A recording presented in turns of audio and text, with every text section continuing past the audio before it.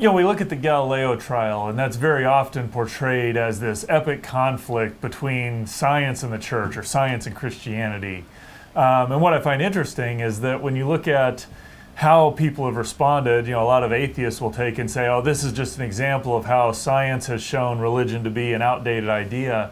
Even more interesting, within the church, it seems like Christians have grown fearful of science, kind of as though science is going to somehow steamroll Christianity. Historically, how has that played out, or is that a good way to look at the Galileo trial? Well, actually, it's not. That's actually a popular misconception. The Galileo trial was actually not about science versus religion, as it's oftentimes cast, but rather it was really a debate over two competing scientific theories. So that would be the theory where the Earth was the center of the solar system, or the Sun was the center of the solar system. That's correct. The old view was the Aristotelian, or sometimes referred to as the Ptolemaic view, which posited a geocentric universe. Right. And in the early 1500s, Copernicus put forth a new theory, a heliocentric theory, but of course he lacked verifiable evidence for his theory. And then about a century later, Galileo actually enabled by a newer and more powerful telescope, came to a similar conclusion.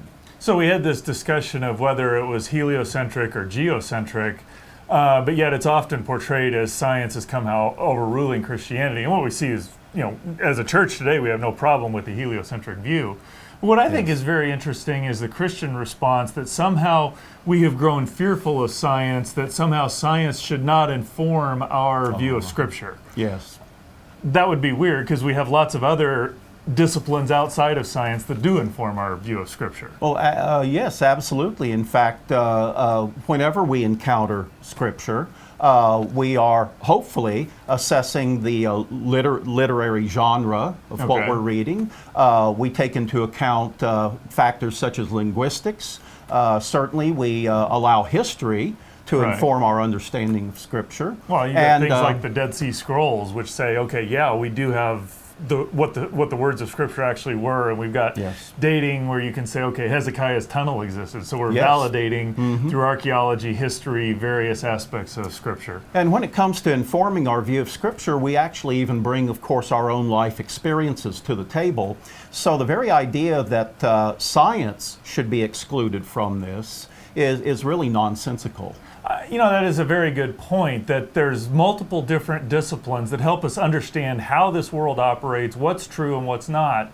And as Christians, we believe that all truth is God's truth. And so whatever disciplines help us understand truth should actually help us inform our Scripture so that we get the proper interpretation of what the Scriptures are telling us.